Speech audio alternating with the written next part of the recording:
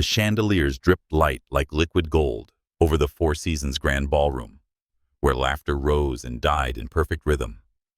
Waiters floated between tables carrying trays of champagne and caviar. The air smelled of perfume, wealth, and distance. Grace Holloway stood in the corner untouched by it all. She was 14, wrapped in a silver gown that shimmered when she moved, though she hardly moved at all. Her hands danced instead, swift, expressive, alive. The language of silence was her only voice, and she used it now to sign a joke she had made up. Her fingers painted a story in the air, the punchline landing with perfect comedic timing. No one noticed. She signed again, this time faster, as if the movement itself could summon attention. Still nothing. Her joke about the drunken flamingo hung weightless in the air before falling to the polished marble floor, another soundless truth in a room filled with too much noise. Grace exhaled. Her lips formed a silent laugh, half amusement, half defeat. Then she reached for another glass of orange juice, because underage girls don't drink champagne, even when no one is watching. Across the room, her father was surrounded by applause. James Holloway, billionaire philanthropist and master of elegant neglect, was in his element. Every smile around him was a transaction, every compliment a form of currency. His daughter was invisible, and in his world, invisibility was convenient. Grace looked at him from afar, her heart making a familiar motion, wanting to wave, wanting to be seen, then folding that want neatly back inside her chest. He doesn't even know I'm here. Her thoughts were as sharp as her sketches. In her small purse, she kept a notebook titled The Manual of Silence. Each page described a different kind of quiet, the polite kind, the pitiful kind, the kind that feels like a wall between two people who used to love each other. She had filled 7 pages already. She began sketching silence number 8, the kind you inherit. And that was when she felt it, that strange sensation of being watched. She looked up. A waitress was standing 10 feet away, holding an empty tray and watching her. Not the pitying stare Grace was used to, not the awkward half smile of someone who didn't know sign language. This one was curious, warm. The waitress had red hair twisted in a messy bun, freckles that looked like spilled cinnamon across her nose, and an expression that mixed exhaustion with a spark of humor. The kind of woman who could laugh at chaos and mean it. Grace looked away, pretending to draw, but she could feel the woman still there, watching. Then, something impossible. The waitress raised one hand and began to sign. The flamingo joke was good. She signed, her gestures clumsy, but understandable. But your delivery needs work. Grace froze. For a second, she thought she was dreaming. Her heart gave a confused flutter, something like hope, but too fragile to name. Slowly, she signed back. You know, sign language. Trying to, the woman replied with a grin. I'm Sophie. And you kid are the funniest person in this entire ballroom. Grace blinked. Compliments she could handle. Honesty less so. Her lips curved into a small smile. Thanks for noticing. That's because I'm actually paying attention, Sophie signed back. The words hit harder than they should have. Paying attention. Grace's throat tightened. In her world, attention was currency, rare, fleeting, and never given freely. She didn't know what to do with it now that it was hers. Her gaze flicked once more toward her father. He was still laughing, glass in hand, the perfect host. The perfect ghost. Sophie noticed. That's your dad, isn't it? Grace nodded. The one and only. The man who's mastered the art of not hearing even when he can. Sophie chuckled, a real unguarded sound that drew a few disapproving glances from nearby guests. Then I'd say, he's missing the best show in the room, she said softly, translating her own signs aloud. Grace tilted her head, studying her. There was something different about this woman. something unpolished and alive in a room where everything else was carefully rehearsed. She signed with a teasing smirk. "You shouldn't be talking to me. You'll get in trouble." Sophie shrugged. What's life without a little trouble? And there between them, a small bridge formed, silent, fragile, but real. 10 minutes later, Trouble arrived wearing high heels, and a face that looked like a lemon had been permanently lodged under her tongue. Miss Bennet, the supervisor, snapped. "You're being paid to serve, not socialize." Sophie's smile didn't falter. "Of course, Beatrice," she said, tone sweet as poison. But before she could move, Grace stepped forward. The girl raised her hands, signing fast, and Sophie translated with a barely contained grin. "Excuse me, but I asked Sophie to stay. I was feeling lonely." Grace added a pause, dramatic and deliberate. "And I'm sure my father, the man paying for this entire event, would be disappointed if he knew I was being ignored." Beatrice's face changed colors, red, then white, then an extraordinary shade of panic. "Of course, Miss Holloway. My apologies. Please enjoy your evening." When she left, Sophie turned to Grace, eyes wide. "You just used nepotism to save my job." Technically, Grace signed with a sly grin. "I used it to save my night." They spent the next half hour talking in signs and whispers, Sophie balancing her empty tray, as Grace told stories about school, about being deaf, in a world addicted to noise, about a mother she barely remembered but missed every day. Sophie listened, not the way people usually did, with pity or distraction, but with her whole face, her whole attention. Grace found herself laughing again. Not the polite kind, but the kind that hurt your stomach and made you forget why you were sad. Across the ballroom, James Holloway turned at the sound. He hadn't heard that laugh in years. He froze mid-conversation, the laughter of investors fading into a dull hum. There she was, his daughter, head tilted back, laughing so hard her shoulders shook. And next to her, the waitress. He didn't even know her name, but he knew what he saw. His daughter alive. A memory broke through the years like a flash of light through water. Grace, at 7 in their old garden, chasing butterflies with her mother, both laughing their joy so loud it made the whole world feel smaller and kinder. He remembered the way sunlight hit his wife's hair that day, the way she looked at him and signed home. He had taken a photo, printed it, and hidden it in a drawer full of forgotten things. Now, the same laugh was back, and for a moment, it felt like she was too. James turned away, his chest tight. Guilt, sharp, old, and merciless, stabbed through the armor of his composure.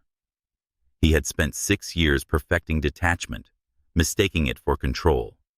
But now, one waitress had undone him in minutes. Later, as the guests began to leave and the chandeliers dimmed, Grace waved goodbye to Sophie. The girl's hands moved fast. "Thanks for making me laugh. Thanks for letting me." Sophie signed back. "You're rare, you know that. Rare. How you don't fake it." Grace smiled, small but real. "Promise you'll come back." Sophie looked uncertain, almost shy for the first time. "If I can," she said softly, then added in sign, "But if not, remember this. Someone out there sees you." Grace nodded, and for the first time in years she believed it. Outside, the night was cold and clear. Sophie stepped out of the service entrance into the alley behind the hotel, her shoes clicking against wet asphalt. She looked back at the glowing windows of the ballroom and saw a figure inside, James Holloway, standing alone near the exit, watching his daughter. Watching her. Their eyes met for a second through the glass. He looked startled, like a man caught remembering how to feel. Then he nodded once, a gesture halfway between gratitude and confusion. Sophie didn't nod back. She simply smiled, faint and knowing, before turning away into the night. Inside, Grace sat in the now empty ballroom, doodling in her notebook. She wrote a new title across a blank page, Silence number 9. The silence that waits for an answer. Her father's reflection shimmered faintly in the glass wall behind her, distant and blurred. He didn't come over. He didn't know how to. But he watched. And for a girl who had spent most of her life unseen, sometimes watching was the beginning of listening. That night, when James returned home to his penthouse overlooking the city, he found the old photograph of his wife and daughter. Crease's soft colors faded. He ran his thumb across their smiling faces, then closed his eyes. For the first time in years, the silence in his house didn't feel like peace. It felt like punishment. He placed the photo on his desk beside a half-empty glass of whiskey and a name written hastily on a napkin: Sophie Bennett. He stared at it for a long time. Then quietly, to no one, he said, "I need to find her."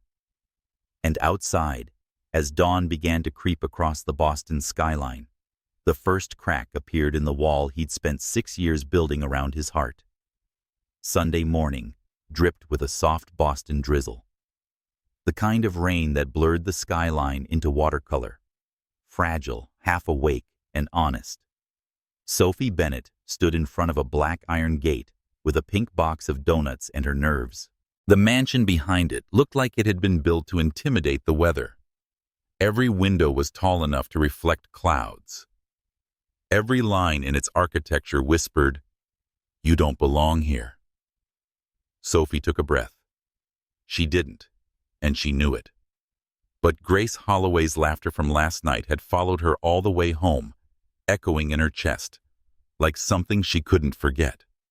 That laugh had been too rare, too real. The kind that didn't just sound happy, it sounded like survival. Sophie couldn't let it fade. She pressed the intercom.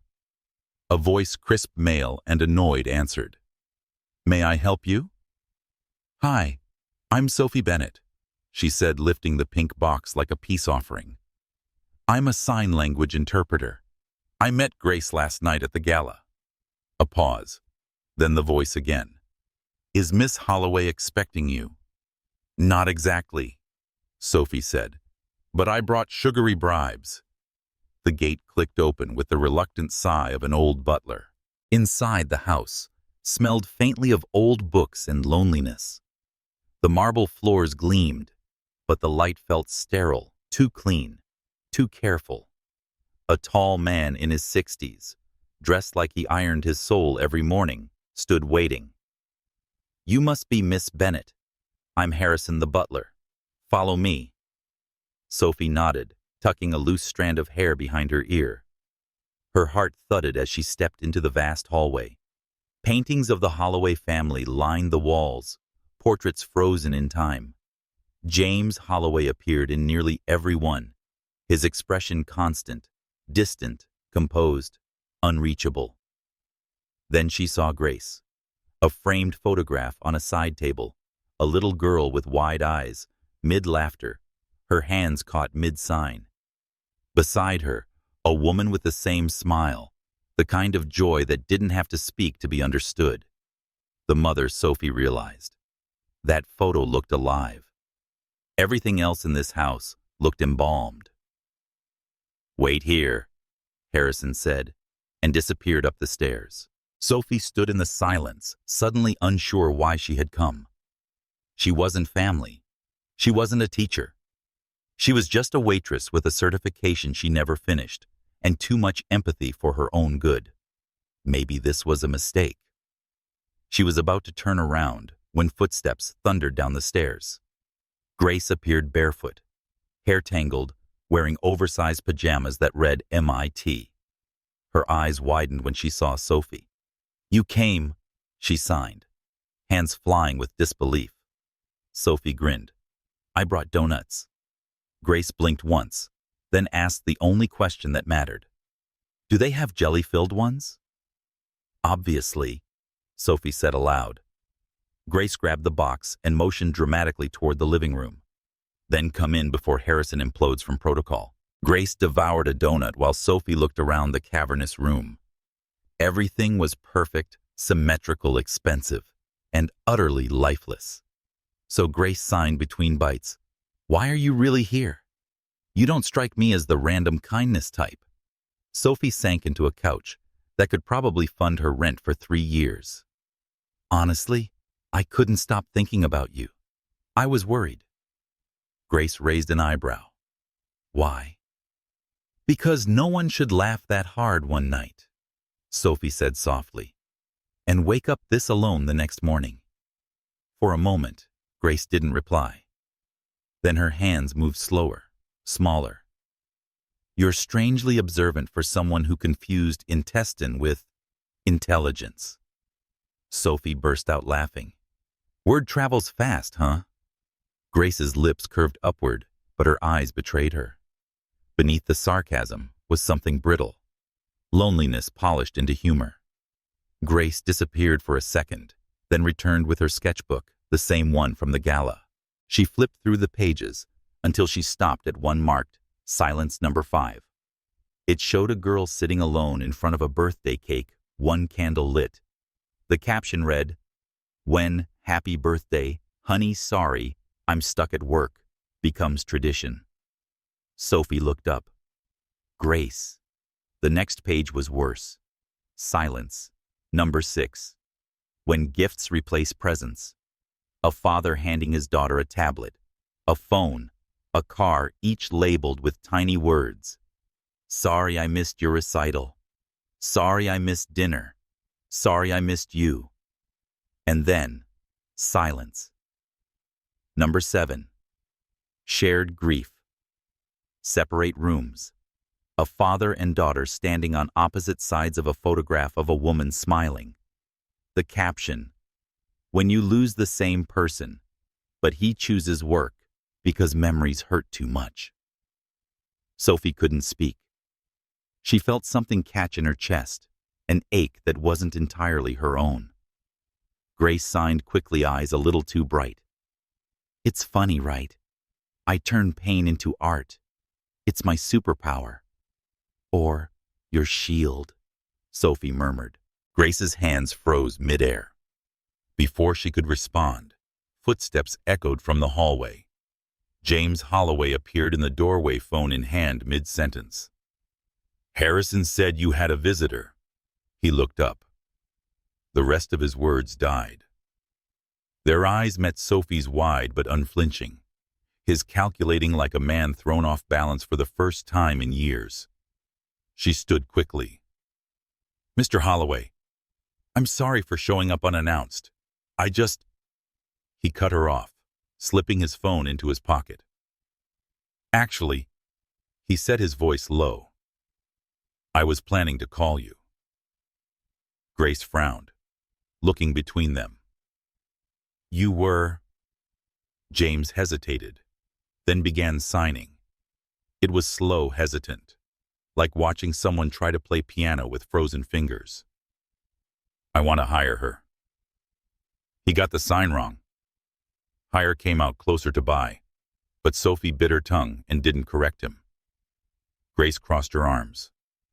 Hire her for what? James looked helplessly at Sophie. To help. To translate. To... He trailed off. Grace interrupted with a sharp movement of her hands. Are you hiring me a friend because you forgot how to be a father? The silence that followed could have shattered glass. James blinked, stunned. Grace, that's not. But she was already on her feet. Problem solved. She signed furiously. Now you can keep being busy. I'll have a babysitter. She grabbed her sketchbook and stormed out. James stood there watching the door close, his composure cracking around the edges. He looked lost in his own house. Sophie exhaled slowly. With all due respect, Mr. Holloway, she said, that was terrible. James ran a hand through his hair, the first gesture that made him look human. I know. I just don't know how. Sophie crossed her arms. She doesn't need a translator. She needs a father. He looked at her, startled, not by the words, but by the honesty. I don't know how to be that anymore. Then learn, Sophie said simply. He stared at her, the words sinking like stones. "And what about the job?" "I'll take it," Sophie said after a pause. "But not because of the paycheck. Because she deserves someone who pays attention." James nodded once, quiet. "Monday morning. We'll make it official." When he left, Sophie remained in the echo of his absence. The house felt larger now, colder. On the coffee table, Grace's donut sat half-eaten beside her sketchbook. Sophie flipped to a blank page and picked up a pencil. She wrote, "Silence number 8. The silence of someone who wants to help but doesn't know how." She set the pencil down and whispered to herself, "Maybe that's where I start." That night, as Sophie walked home under a soft drizzle, she replayed the scene in her mind, the way James's voice cracked when he said he didn't know how, the way Grace's eyes hardened to protect what was left of her heart. It was too familiar. Her own father had said something similar once, years ago, right before walking out. "I don't know how to be what you need." Sophie had told herself she'd never let another child hear those words again. Maybe that's why she couldn't stay away from Grace. Maybe that's why, when she thought of James Holloway, she felt something she didn't want to name, pity mixed with anger, and under that, a flicker of empathy she wished she could kill. She looked up at the night sky. The rain had stopped, leaving behind a soft smell of earth and electricity. Somewhere above the clouds, dawn was waiting. In the Holloway mansion, James sat alone in his study. The photo of his wife and daughter was on the desk now, the same one he'd taken out the night before. He touched the frame with the care of someone handling something fragile. He thought of the waitress, Sophie, her bluntness, her strange warmth. She had spoken to him without deference, without fear. And damn it, she'd been right. He reached for his phone and typed her name into a blank email draft to Sophie Bennett. Subject, Monday, 9 a.m. Let's begin. Then he hesitated, deleted the draft. He didn't want this to be another transaction. He wanted something else, something harder. He leaned back, eyes closing, and for the first time in years, he prayed not for success, but for courage. Meanwhile, upstairs, Grace lay in bed staring at the ceiling. The glow from her tablet lit her face as she drew. The lines came sharp, impatient. A small figure labeled "me," standing in front of a tall wall labeled "him." And on top, she wrote, "Silence number 9, the wall we build when love forgets how to speak." Her hand trembled for a second, then steadied. In the corner, she added one last word in small, careful letters. "But maybe someone can teach us again."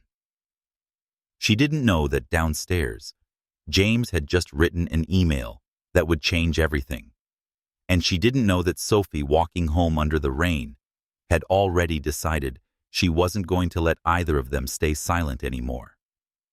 The first lesson didn't begin in a classroom. It began in the Holloway Mansion's library, a cathedral of silence where even the dust moved carefully. The sunlight came in slanted, slicing through tall windows, warming the gold edges of forgotten books. Sophie stood by the grand oak desk, sleeves rolled up, her hair twisted into a messy bun. Across from her sat James Holloway, immaculate as always, trying to hide the fact that he looked deeply uncomfortable. "You can relax," she said, gently, placing a notepad on the table. "This isn't a board meeting." "I'd rather have one," he muttered half to himself. Sophie smiled. "I believe that." Grace sat on the couch nearby, pretending to do homework but clearly eavesdropping. The faintest hint of a smirk tugged at her lips. "This is going to be fun," her eyes seemed to say. "Okay," Sophie said, tapping the notepad. "Today we start with the basics, the alphabet. I already know that James said defensive. Prove it." He began. A BC. By F, he had already confused half the letters. By M, he was hopelessly lost. When he reached W, His hands made something that looked like he was swatting a fly. Grace fell off the couch laughing. "That was uncalled for," James said, fighting a reluctant smile. "It was creative," Sophie corrected kindly. "But no, that was not W. You just said mosquito." Grace signed through her laughter. "Dad, you're fluent in bug language," Sophie translated, trying not to laugh. "She says you're very talented in entomology." James sighed, running a hand over his face. "Remind me why we're doing this again?" Sophie's expression softened. "Because it matters." For a second, she wasn't the teacher. She was just a woman looking at a man who didn't know how to love properly and still trying to teach him how. Grace noticed the shift, subtle but real. She looked away, pretending to read, but the page blurred. Something inside her whispered that this woman Sophie might change everything. Hours passed in quiet chaos. James stumbled. Grace teased. Sophie corrected. But beneath the laughter, something invisible began to shift. He was trying. Really trying. That night, after Sophie left, Grace found her father still practicing in the mirror, his reflection lit by lamplight.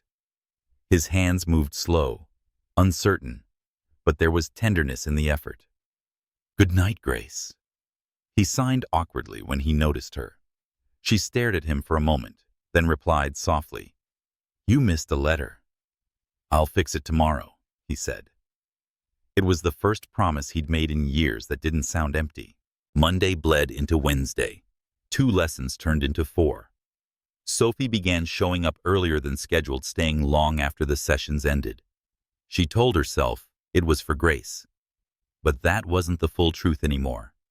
There was something about James, something quietly magnetic. Not charm, not power, but the rawness underneath it. The way his hands trembled slightly when he signed, "I'm proud of you." The way he looked at Grace, like he was terrified of loving her wrong again. And sometimes, when their fingers brushed while she corrected his movements, Sophie felt a warmth that scared her. She wasn't supposed to notice the way his eyes softened when he smiled. She wasn't supposed to feel the air change when he stepped closer to watch her demonstrate a sign. But she did. She felt it every time. By the second week, James could spell Grace without hesitation. He could ask, "How are you, though?" He still sometimes said, "How's your potato by accident?" Grace laughed less cruelly now. It wasn't mockery anymore. It was affection disguised as mischief. "Your dad's improving," Sophie said one evening as they walked in the garden. Grace rolled her eyes but smiled. "He's improving at pretending." No, Sophie signed back. "He's learning to stay." Grace stopped walking. Her expression changed, too serious for someone so young. "He'll get busy again." "They always do." Grace hesitated. "People who leave, they always find new reasons." Sophie's chest tightened. "You don't trust him?" Grace looked away, signing slower now. "I want to. But trust feels like speaking in a language I've forgotten." Sophie didn't know how to respond. So she did what she always did. She stayed silent in solidarity. Sometimes silence said more than words ever could. That night, while Grace slept, Sophie returned to the library to collect her notebook. James was still there. He looked different in the dim light, less like a billionaire, more like a man haunted by things he didn't know how to name. "I thought you'd gone home," he said. "I forgot my notes." He nodded, then gestured to the open laptop in front of him. "I was watching videos on sign language grammar. I didn't realize it was so complex." "It's not about complexity," Sophie said softly. "It's about intention. When you sign, you don't just use your hands. You use your face, your eyes, your whole body. You have to mean it." He watched her as she demonstrated her movements, fluid, expressive. The lamplight painted her fingers in gold. "It's beautiful," he murmured. Sophie froze. "The language." He shook his head slightly. "The way you speak it." For a heartbeat, neither of them moved. The space between them thickened, something unspoken, fragile, real. Then Sophie looked away. "I should go." "Of course," he said quietly. But when she reached the door, he added almost to himself, "I'm not sure how to stop failing the people I love." She turned back. "Maybe stop treating love like a project." He looked up, meeting her eyes fully for the first time. "And what if I don't know how to love any other way?" Sophie's voice softened to a whisper. "Then let someone teach you." She left before he could reply. The next morning, Grace was waiting in the kitchen with a drawing. A simple sketch. 3 hands interlaced, the child's small, the woman's gentle, the man's large, but hesitant. The caption read, "Silence number 10, the space before forgiveness." When Sophie saw it, she nearly cried. Grace grinned. "Don't get emotional, Miss Bennett. It's just art." But Sophie knew it wasn't. It was hope disguised as a drawing. By the end of the 3rd week, change began to hum through the house like a quiet melody. Grace no longer dined alone. James no longer avoided the piano room where his wife used to play. Sophie no longer knocked before entering. They had become something resembling a family, fragile, unfinished but trying. And yet, beneath the laughter, a question lingered in the air, unspoken but heavy. Where does Sophie belong in this? She wasn't blood. She wasn't hired help anymore. Not really. She was something in between. The bridge they all walked on without realizing she might break under the weight. One evening after Grace went to bed, James walked Sophie to the door. Rain pattered softly outside, the same drizzle as the night they first met. "She smiles more now," he said quietly. "You did that. She just needed someone to listen." His eyes lingered on her face. "And what about you? Who listens to you, Sophie?" The question hit harder than he knew. She swallowed. "I stopped needing that a long time ago." "Don't," he said. "You shouldn't." Something in his tone made her heart stumble. For a moment, she saw not the billionaire, but the man beneath, the one who had forgotten how to ask for comfort. Then he stepped closer. Too close. The air between them trembled. Sophie took a small step back, her voice barely a whisper. "Don't cross that line, James." "I'm not sure there's a line anymore," he said softly. Her pulse quickened. "There is. For Grace's sake." Silence. He nodded slowly. "You're right." But his eyes didn't move away, and hers didn't either. When she finally left, the scent of rain followed her down the stairs. James stood in the doorway long after she was gone, his heart warring with itself, guilt on one side, something dangerously close to longing on the other. That night, Sophie sat by her window watching the rain blur the city lights. Her phone buzzed a message from Grace. A short video, Grace, signing a new phrase she'd learned that day. "Good night, Sophie." Sophie smiled through a tear she didn't expect. She signed back to the screen, "Good night, Grace." Then she whispered into the dark, "And good night, James Holloway, whoever you really are." Down in the mansion, James couldn't sleep. He stood in front of the mirror, practicing one phrase over and over. His hands were clumsy, his reflection uncertain. "Thank you." He signed it again and again, until it began to feel like prayer. Because somewhere between guilt and grace, he had realized something that terrified him. He wasn't just learning sign language anymore. He was learning how to feel again. Morning came like a whisper over Boston. The Holloway mansion stirred slowly, curtains breathing light, folding through glass, and somewhere upstairs, Grace's laughter echoing faintly through the hallways. It was the first sound James Holloway heard when he woke, the sound that no longer frightened him, but reminded him he was still learning to deserve it. He found her in the kitchen signing a joke about pancakes. Sophie stood beside her, hair tied loosely, wearing one of those floral blouses that seemed to carry spring inside them. "Morning," Sophie said. "We're debating whether chocolate chips make pancakes morally superior." "Of course they do," James said deadpan. "It's science." Grace giggled, shaking her head, and signed something fast. Sophie smirked as she translated. "She says you're just trying to look cool." James looked at his daughter, mock offense on his face. And for once, Grace didn't flinch. She laughed. And for a moment, the three of them were a picture of something dangerously close to peace. Later that morning, Sophie spread a new set of flashcards across the library table. "Today," she said, "we'll practice emotional vocabulary words that aren't easy to say aloud." James raised a brow. "Like what?" She held up one. "Sorry." He froze. Her voice softened.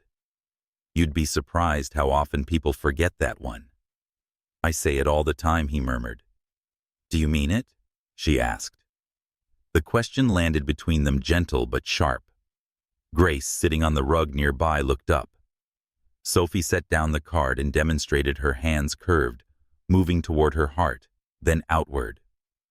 "It means giving a piece of your heart back," she said. "Not just saying the word, but showing it." James mimicked the movement, slow, hesitant. The first time it looked mechanical. The second time it trembled. By the third, his eyes had softened. "Sorry. It wasn't perfect. But it was true." Grace stood quietly, then crossed the room. She signed back, small, tentative. "It's okay." And just like that, a piece of air that had been heavy for years finally moved. That evening, after Grace went upstairs, Sophie stayed behind to help tidy the books.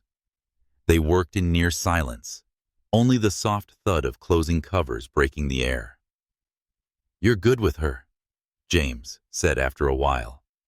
"Better than I've ever been." Sophie's smile was faint. "I'm not competing, James. She doesn't need better. She just needs you."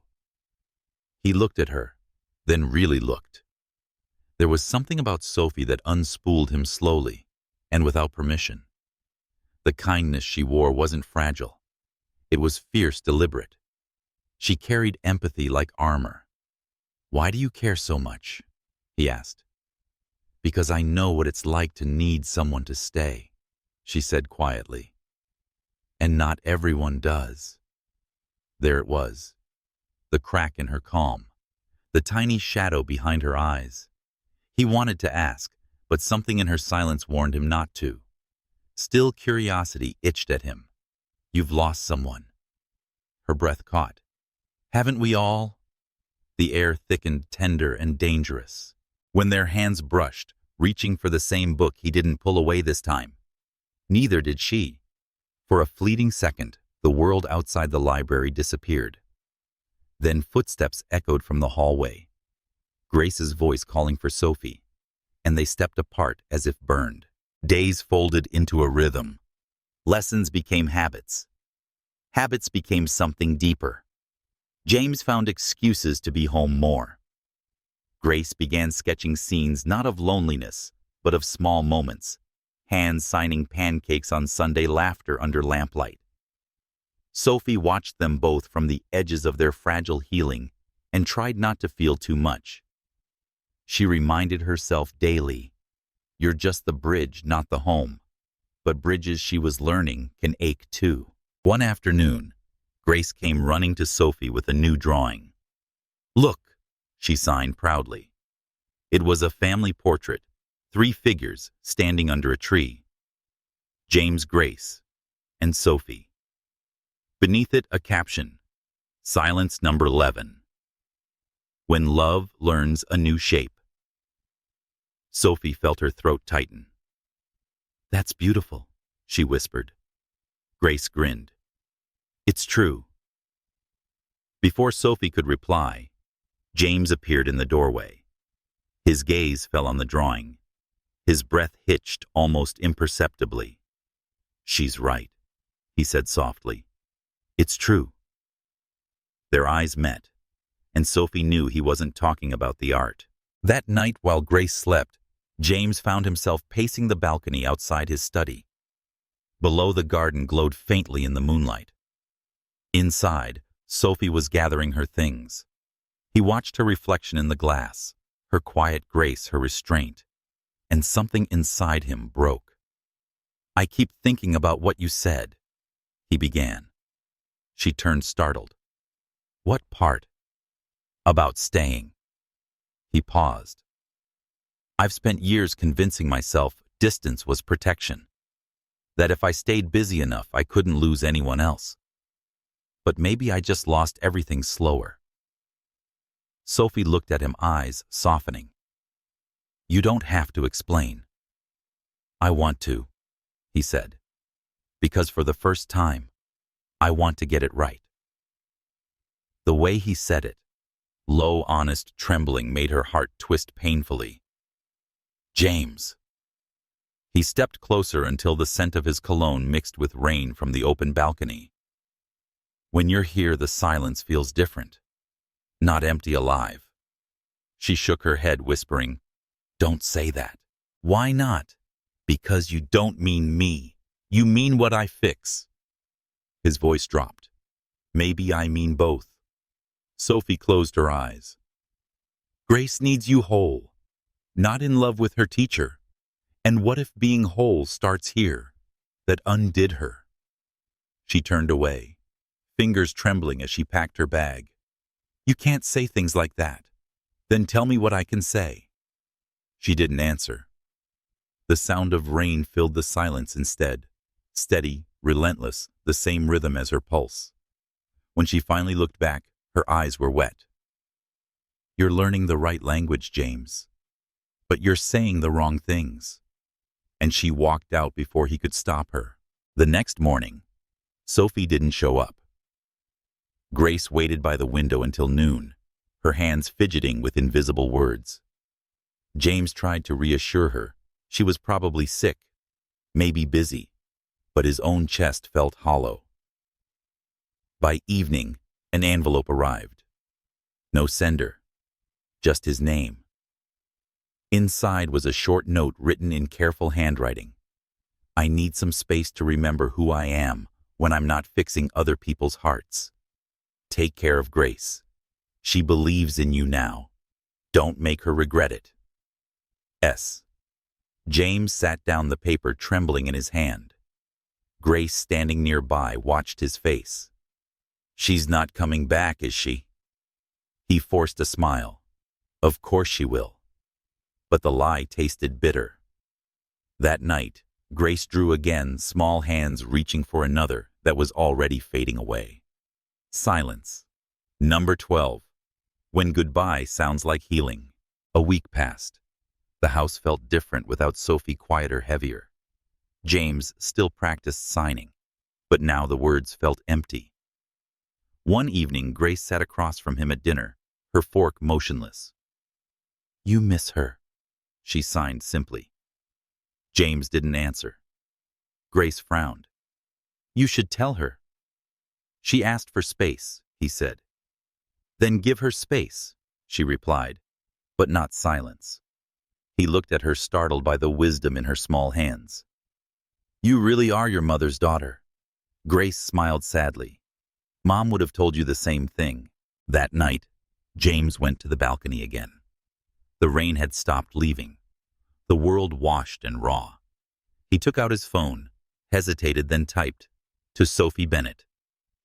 Subject, the shape of silence. Grace is laughing again. You did that, and I'm still learning. Maybe you were right. Some silences aren't meant to be filled, just understood. He didn't send it. He just saved it in drafts and whispered into the wind. Come back when you're ready. We'll keep learning. Below, the city pulsed quietly, alive with noise. But for James Holloway, it wasn't noise anymore. It was a language he was finally beginning to hear. Autumn came quietly, painting Boston in shades of rust and gold. The leaves drifted like time, slow, certain impossible to stop. It had been 3 weeks since Sophie left, and though the Holloway mansion still looked the same, its silence had changed shape again. Grace no longer waited by the window every morning, but her eyes still flickered toward the gate when she thought no one was watching. The laughter that once filled the halls had thinned into something careful, half memory, half hope. James noticed everything, every glance, every unspoken ache. And every night he sat at his desk reading and rereading Sophie's note, the ink nearly memorized. I need some space to remember who I am when I'm not fixing other people's hearts. He understood the words. What he didn't understand was why they hurt so much. One morning he found Grace in the garden painting under the maple tree. Her sketchbook balanced on her knees, strokes of deep crimson spreading across the page. What are you drawing? He asked. Grace didn't look up. Silence. Number 13. She signed. When someone leaves, but everything still whispers their name. He swallowed. She's coming back, Grace. You don't know that she signed, and for the first time she didn't hide her anger. People say they'll stay. Then they don't. James crouched beside her, struggling for the right words. I can't promise she'll come back, but I can promise we won't forget her. Grace's hands slowed. You still don't get it. Forgetting isn't the fear. It's remembering alone. The sentence hit him like a confession, his own thrown back at him. He had spent years remembering alone. Now his daughter was learning that same language of absence. Something had to change. That night, James sat in his study, the room heavy with half-empty whiskey glasses and unopened mail. He turned on his laptop and found the draft he'd written weeks ago, the unsent email to Sophie. He read it again. Then instead of editing, he began to type beneath it. Grace's laughter doesn't sound the same without you. It's still bright, but it echoes. You once told me that some silences aren't meant to be filled, only understood. I think I'm finally starting to understand mine. He stared at the screen, finger hovering over send. Then he closed the laptop. He wasn't ready. Not yet. Sophie Bennett, meanwhile, had moved into a small apartment above a bakery in Cambridge. The smell of fresh bread woke her at dawn. The sound of laughter from downstairs replaced the Holloway silence she had carried for months. She had told herself she was fine, freer, lighter. But at night, when the city dimmed and the window fogged with her breath, she found herself tracing signs in the air unconsciously. Grace. Sorry. Home. Each gesture felt like a ghost. Her friend Clara noticed. You keep zoning out, she said one evening over coffee. Still thinking about them? Sophie smiled faintly. About her mostly. And him. Sophie hesitated. He's complicated. Clara raised an eyebrow. That usually means you care. I care too much, Sophie admitted. And that's exactly why I left. Clara studied her. You didn't leave to heal Sophie. You left to avoid the part of yourself that wanted to stay. Sophie looked away. Maybe both. 2 weeks later, Sophie received a small package in the mail. No return address, just her name written in a handwriting she recognized instantly. Inside was a sketchbook. Grace's. The first page read Silence number 14. The space between hearts still trying to speak. Beneath the words, Grace had drawn 2 figures, one standing by a window, another by a gate. Between them, a thin golden thread stretched across the distance. On the last page, a small sticky note in James's handwriting. She wanted you to have it. I hope you're okay. We're still learning. Sophie closed the book and pressed it to her chest. For the first time since leaving, she let herself cry. Meanwhile, back at the mansion, change was happening in quiet ways. James started showing up at Grace's school art exhibitions. He canceled business trips, attended her lessons, even learned how to burn pancakes, his daughter's favorite kind. He was far from perfect, but he was present. And one evening, Grace looked at him across the dinner table and signed, "You're different." James smiled softly. "Maybe I'm just catching up." "With what?" "With life." Grace tilted her head. "Or with her." He didn't answer. He didn't need to. November came with cold rain and long shadows. James began organizing a charity event to fund sign language programs in local schools. Grace's idea. The theme, the language of light. The press loved it. The investors respected it. But for James, it wasn't business. It was redemption. On the night of the event, the ballroom glowed with soft lanterns and silver accents. Grace stood at the center, her hands trembling slightly as she prepared to sign her speech. James stood beside her, nervous. "You've got this." Grace signed back. "Wish she were here." "So do I."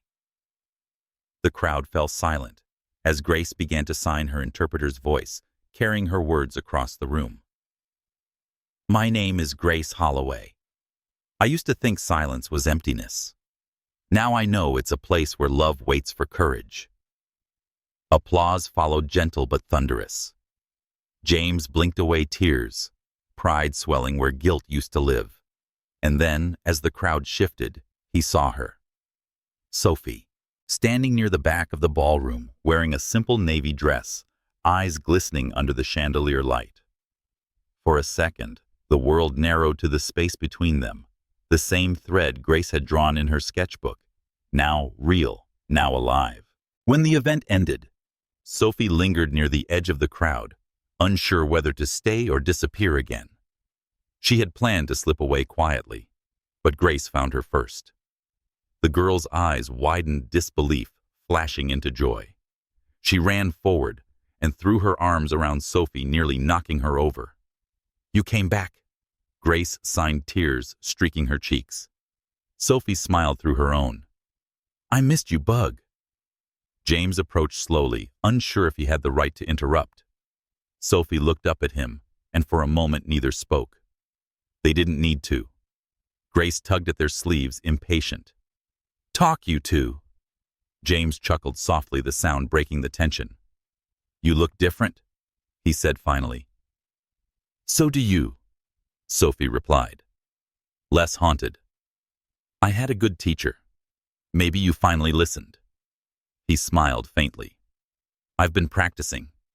Grace pretended to yawn dramatically, then signed, "I'm going to get cake. Don't ruin this while I'm gone." When she left, the air between them shifted again, delicate, full of everything unsaid. "I wasn't sure you'd come," James admitted. "I wasn't sure either," Sophie said. Then Grace's sketchbook arrived. "It felt like she was calling me home." "She was," he said. "We both were." Sophie looked at him, really looked. There was warmth in his face now, and humility where arrogance used to live. "I didn't want to be the reason you changed," she said softly. "You weren't," he replied. "You were the reason I remembered I could." For a moment her composure faltered. "James." He took a careful step closer. "You said once that love isn't about fixing people.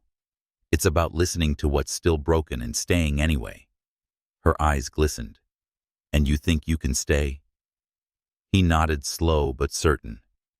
"This time, I'm not afraid of the silence." Sophie exhaled, the tension in her chest unraveling. "Then maybe it's time I stopped running from it." Grace returned with cake, watching them from a distance with a knowing grin. In her mind, she was already sketching the moment. Silence. Number 15. When hearts finally speak the same language.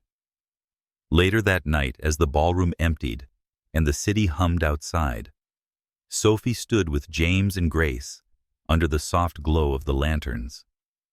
No grand confessions, no perfect endings, just three people, their hands brushing lightly as they stood together, understanding that love at its purest was simply the courage to stay. And somewhere in the quiet, The distance between words finally disappeared. Winter crept in with quiet persistence, frosting the edges of Boston in white. The Holloway mansion, once a monument of loneliness, now pulsed with soft, uneven warmth. Laughter echoed again, faint, fragile, but real. Grace had started painting in the mornings by the window, her sketches brighter, freer. James spent less time in the city's glass towers and more time at home. And Sophie, she was back. Not as an employee, not as a savior, but as something neither of them had learned to name yet. The first snow fell, the day James invited Sophie to the greenhouse behind the mansion, a place long forgotten since his wife's passing. It smelled of dust and old orchids of memory waiting to be touched. "I haven't been here in years," he admitted, brushing snow off the doorframe. "Clara used to love it." Sophie glanced around the shadowed glass room, her voice low. "It's beautiful even in neglect, like most things I've ruined," he said quietly. Sophie looked at him, then her breath visible in the cold air. "You haven't ruined it. You just stopped showing up." He met her gaze. "And if showing up isn't enough anymore, then stay long enough to find out what is." For a moment, neither moved. Snow fell lightly against the glass ceiling, muting the world outside. Inside, the silence grew thick, not empty, but alive with everything unsaid. Then Grace's voice called from the yard, breaking the spell. James exhaled. "Saved by the teenager." Sophie smiled faintly. "She's good at that." Over the next few weeks, the greenhouse became their ritual. Sophie helped Grace replant flowers. James restored the old lighting. Slowly, vines began to breathe again, and so did the people inside. Sometimes, Sophie caught James watching her as she worked, his expression unreadable but soft. Other times, she found herself glancing at him too long, wondering when his gentleness had begun to feel dangerous. Because it did. Love wasn't supposed to bloom here between regret and redemption. But it was. One late afternoon, as the sun dipped low, the air inside the greenhouse shimmered gold. Grace had gone inside for cocoa, leaving them alone. James was adjusting a cracked planter when he said without looking up, "You've changed everything in this house."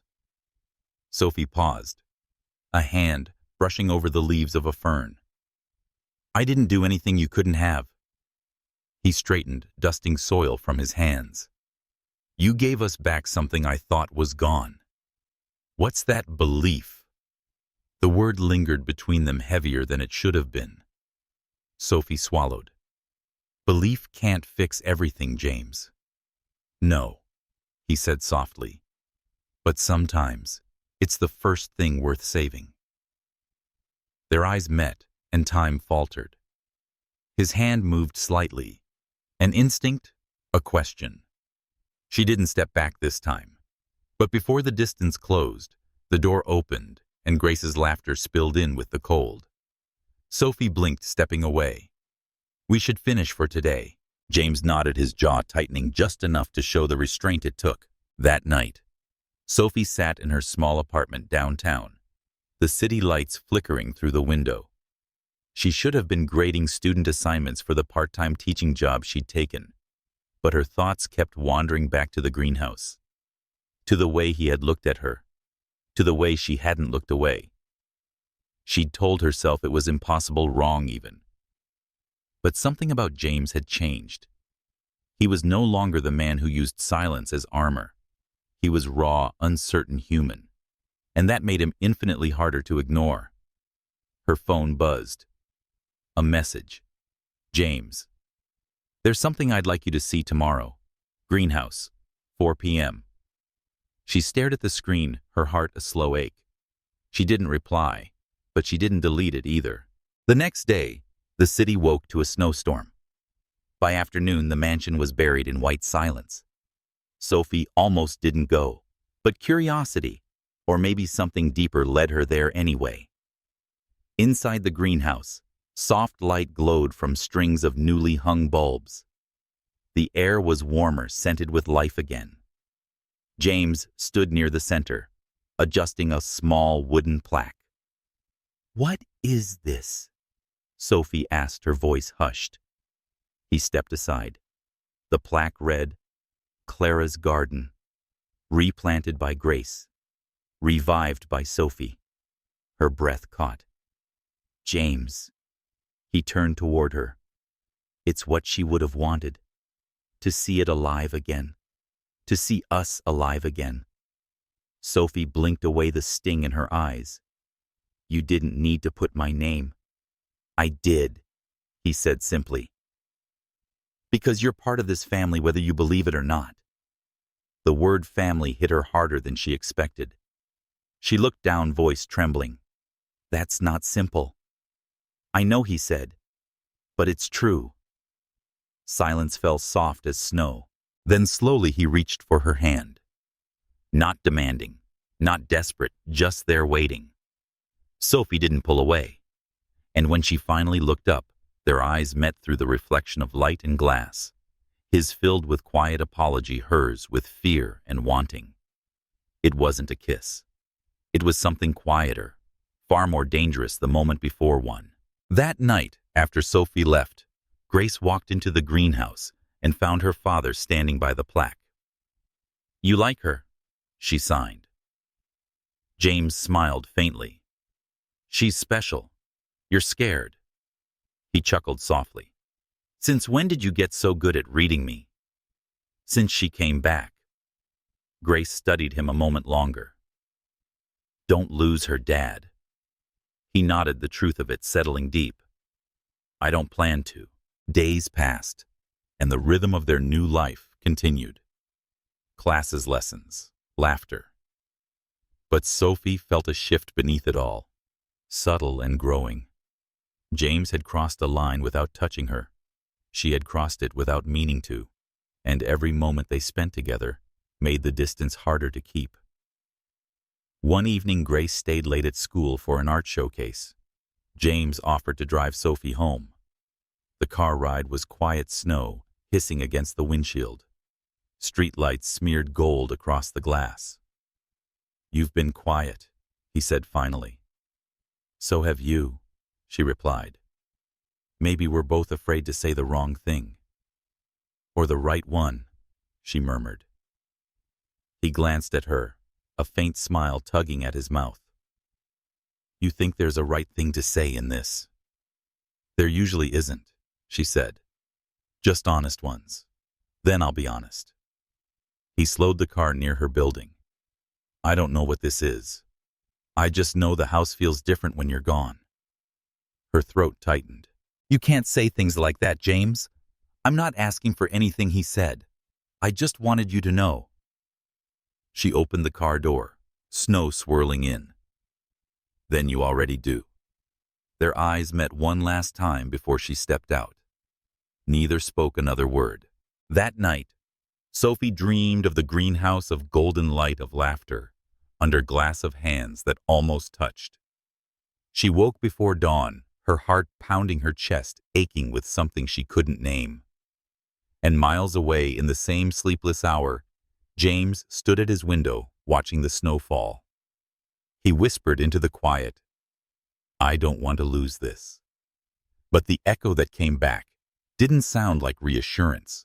It sounded like warning, because love, he was learning, didn't erase silence. It deepened it. And somewhere in that deepening, something was about to break. The storm didn't begin with thunder. It began with silence. The kind that crept in unnoticed, through small pauses, unsent messages, and glances that lingered too long. By February, the Holloway mansion was alive again. But beneath its newfound warmth, tension hummed like an old wound reopening. Sophie could feel it each time James looked at her, a second too long. James felt it each time she avoided his gaze. And Grace, bright, intuitive Grace, felt it most of all. The first crack appeared one afternoon when Sophie arrived early for a lesson. She found Grace sitting in the library, sketching furiously. Lines cut across the page, sharp, uneven. Sophie crouched beside her. "Hey, slow down. You'll tear the paper." Grace didn't look up. "It's just practice." "For what?" "For when things fall apart again." Sophie's chest tightened. "What do you mean?" Grace dropped her pencil, meeting Sophie's eyes for the first time. "He's going to leave again. I can feel it." Sophie shook her head. "He's not." "Yes, he is." Grace signed faster now, her movements harsh. "You'll leave too. You always do." The words struck like lightning, bright, painful, impossible to ignore. Sophie sat in silence, heart pounding. "Grace, I came back, didn't I? For how long?" That was the question neither of them could answer. That evening, James returned from a meeting to find the library empty, but the air heavy. Grace had locked herself in her room. Sophie was standing by the fireplace, her face pale, her eyes distant. "She's scared," Sophie said softly. "She thinks you'll leave." James frowned. "I'm not going anywhere. She doesn't believe that. And to be honest," she hesitated, "I'm not sure I do either." His voice hardened. "That's unfair. So is pretending you're not still torn between what you want and what you think you're allowed to have." He stared at her, anger flickering beneath exhaustion. "You think I don't know the difference. I think you've spent your whole life running from it." The room went still. Firelight flickered between them. Two figures caught in the glow and shadow of what they wouldn't say. "You don't understand what it's like," he said, finally, low and rough. "To love someone and destroy them without meaning to." Sophie's voice cracked. "You think I don't?" He blinked, startled. She turned away. "I left because I felt it happening again. Because I was falling for someone who still looks at love like it's a debt to be repaid." The confession landed between them like breaking glass. James stepped closer. "And what if I don't want to be afraid anymore?" "Then prove it," she whispered. "But don't use me as your redemption." She grabbed her coat and walked out before he could find the words to stop her. Snow was falling again when Sophie reached the street. The cold bit through her sleeves, but it was nothing compared to the ache under her ribs. Inside the mansion, James stood motionless by the window, watching her disappear into the storm.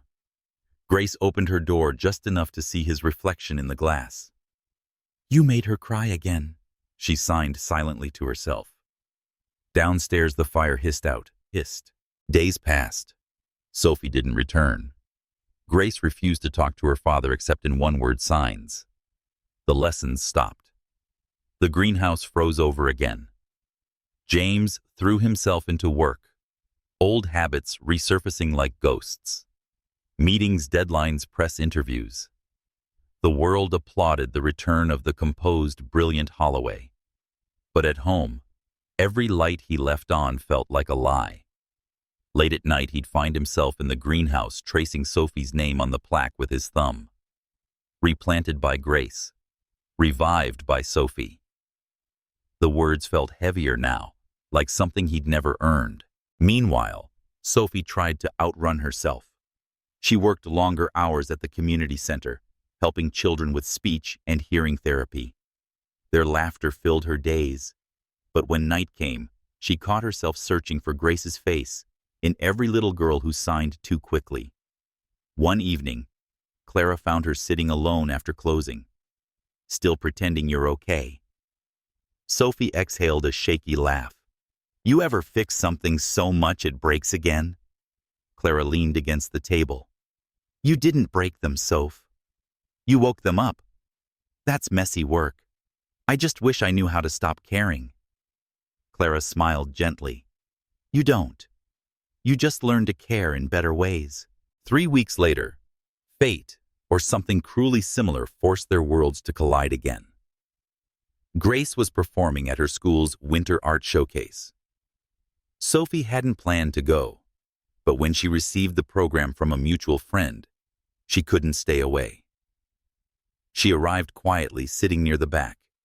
Grace stepped onto the stage with her sketchbook projected behind her, pages filled with drawings that told a story without words. The audience gasped softly as she signed her narration, her interpreter's voice following. "This is my father. He used to speak in numbers. This is Sophie. She taught him to speak in light. This is me caught in between." Sophie's breath caught. The next page appeared two figures standing in a snowstorm, hands almost touching. Caption: Silence number 16. The storm we kept instead of each other. Then the final drawing: sunlight breaking through the glass roof of a greenhouse. Caption: When silence finally forgives. The applause rose like thunder, but Sophie couldn't move. Tears blurred the world. When the crowd began to thin, Grace spotted her. Their eyes met across the auditorium. For a heartbeat, everything stilled. Grace didn't sign, didn't speak. She just smiled, small and knowing. Sophie mouthed, "I'm proud of you." And Grace nodded. Outside, the snow had turned to rain. Sophie waited near the steps, debating whether to leave. She didn't see James until he was already standing a few feet away. He looked older, somehow, less perfect, more real. "She asked me to come," he said quietly. "Said she wanted both of us to see it." Sophie swallowed. "It was beautiful. She's better than both of us," he murmured. They stood in silence, the sound of rain filling the gaps words couldn't reach. Finally he said, "I was wrong." Sophie's eyes lifted. "About what?" "About thinking love needed control." He paused. "Maybe it just needs courage." Her voice softened. "And what about the fear?" He met her gaze. "It stays. But maybe that's what makes it real." She wanted to look away to protect herself, but she couldn't. The man standing before her wasn't the one she'd met months ago. He wasn't trying to fix her or himself. He was just there in the rain, asking silently for another chance. And maybe she realized so was she. Grace joined them a minute later, her umbrella barely big enough for three. "You both look stupid standing in the rain," she signed with a grin. Sophie laughed through her tears. "We probably do." "Then stop." Sophie hesitated, looking at James. "Your daughter gives good orders. She gets that from her mother," he said softly. "And her stubbornness from you," Grace added. James chuckled. "Fair." For a moment, the three of them just stood there. No walls, no lessons, no distance. Only rain, forgiveness, and the faintest trace of warmth returning. That night, the Holloway house glowed again. The laughter wasn't perfect. The healing wasn't complete. But as Grace signed goodnight upstairs and James lingered by the window, Sophie found herself looking around and realizing this wasn't where she had come to fix something. It was where she had come to belong. And maybe belonging, she thought, wasn't about perfection. Maybe it was about staying through the storm together. Outside, the snow returned, gentle this time, falling like grace. Inside, James turned to Sophie. "You're home," he said quietly. She didn't answer with words. She just took his hand. And the silence that followed was no longer the kind that hurt. It was the kind that healed. Spring came quietly that year, as if afraid to disturb the fragile peace the Holloways had built. The snow melted slowly, uncovering green that had waited patiently beneath the frost. Inside the mansion, laughter began to sound less like survival and more like something natural, like music rediscovered after too long in silence. Sophie had moved in part-time, still keeping her small apartment in the city. "Just so I don't forget where I started," she'd told James. But everyone knew the truth. Home was shifting again, and it was pulling her toward them. The greenhouse became their sanctuary. Grace's paintings hung along the glass walls, sunlight dripping over them like blessing. On weekends, Sophie and James worked side by side, there her tending to the herbs, him rebuilding the fountain that had stopped running years ago. "You're obsessed with fixing things," Sophie teased one morning. He looked up from his work, grinning faintly. "Maybe I just like seeing things come back to life." She smiled. "You mean people?" "Maybe both," he said. Their eyes held for a moment longer than necessary. Then Sophie turned away, cheeks warm, her hands suddenly too busy with the soil. Later that afternoon, Grace came running in with news that shook their calm. She'd been accepted to an art program in Paris. Sophie froze mid-step, her hand still holding a watering can. Paris. Grace nodded, breathless. "It's only for a year, but it's everything." James's pride was visible, but beneath it, worry flickered. "That's far." Grace laughed. "That's the point, Dad. You can't hold me here forever." Sophie smiled, though her heart tightened. "You're growing up faster than I'm ready for." "You'll survive," Grace signed, hugging her tightly. "You always do." Sophie felt a lump rise in her throat. "Maybe, but you better call every day." Grace rolled her eyes. "I will." The excitement carried through the evening, but when night fell, Sophie found James alone in the greenhouse, staring at the glowing lanterns reflected in the glass. "She's ready," she said softly. "I know." His voice was steady, but something inside it trembled. "I just didn't think I'd have to let her go so soon." Sophie moved closer.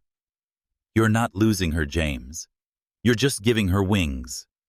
He looked at her, then the weight of years softening in his eyes. "And what about you, Sophie? You've given her more than I ever could. How do I thank you for that?"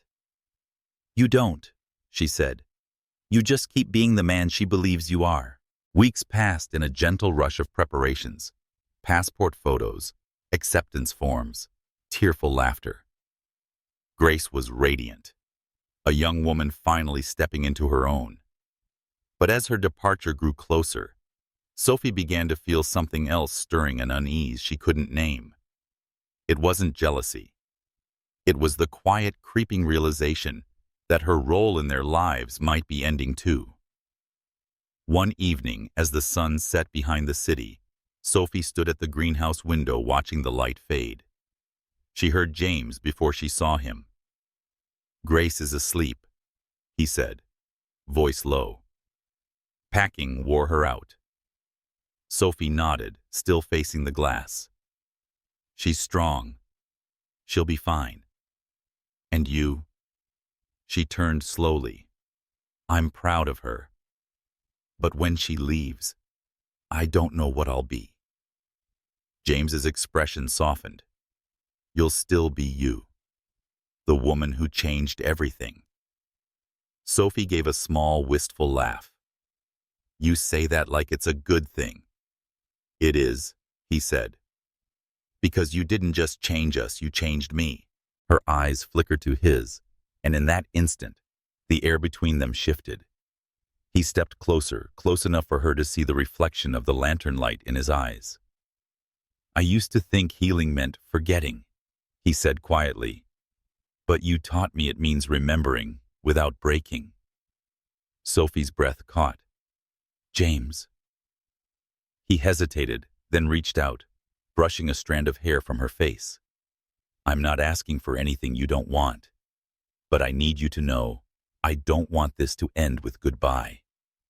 She looked at him, heart trembling with both fear and hope. "Grace is leaving.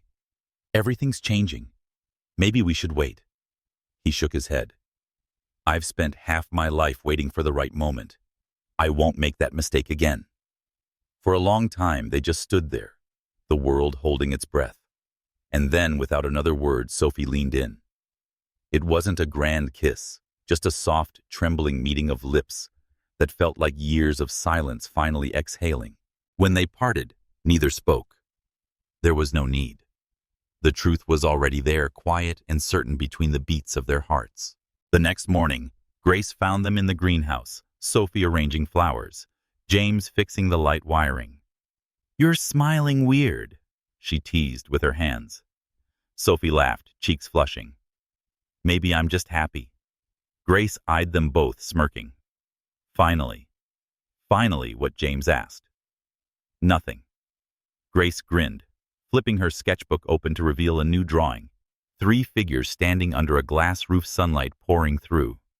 The caption read, Silence number 17. When love grows roots instead of walls. The day Grace left for Paris, the sky was painted in soft pinks and golds. The airport was a blur of hugs, tears, and hurried words. Promise me you'll visit Sophie, said voice trembling. I will. And you? Grace pointed at her father. No more forgetting birthdays. I won't, he said. Scout's honor. Grace laughed and turned to board, her eyes bright with everything ahead. And just like that, she was gone. James stood there long after the plane disappeared into the clouds. Sophie slipped her hand into his, silent. She'll be okay, she whispered.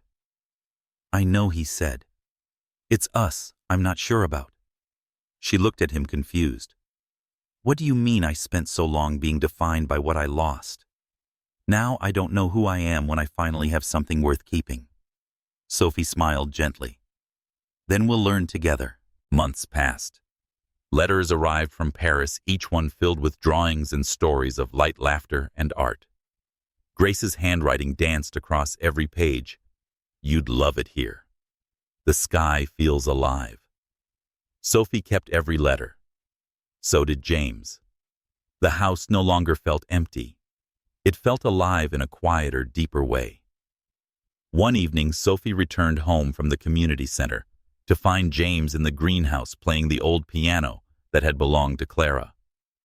The notes were uneven but full of life. I didn't know you played, she said softly. I didn't, he admitted. Until Grace sent me sheet music from Paris. Said it was time to stop being afraid of noise. Sophie laughed, tears warming her eyes. She's right. He looked up at her, smiling.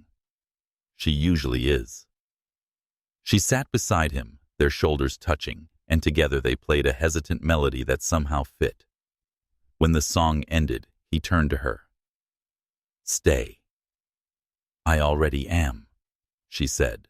That night, the lanterns in the greenhouse burned late, casting light over the plaque by the fountain. Clara's garden, replanted by Grace, revived by Sophie. And beneath it, a new line, freshly carved by James's hand. Where light returns, love begins again. Sophie traced the words with her fingers, her chest swelling with quiet peace. She turned to him, whispering, It's perfect. He shook his head gently. No, Sophie, it's real. That's better. Outside, the spring rain began to fall, soft and steady. Inside, the two of them stood among the blooming flowers and the hum of new life. Their fingers intertwined, their silence, no longer a void, but a language all its own. Months later, a letter arrived from Paris. Inside was a new sketch. 3 figures again, under a sky filled with light. The caption, Silence number 18. When love no longer needs translation. And at the bottom, Grace's note, I found the light. Dad, you found love. Sophie found home. We finally speak the same language. Sophie smiled through tears. She turned to James, who stood reading over her shoulder. Outside, the sunset poured gold into the room. And in that light, warm, forgiving, endless, they stood together, knowing that for the first time, nothing was missing. The end.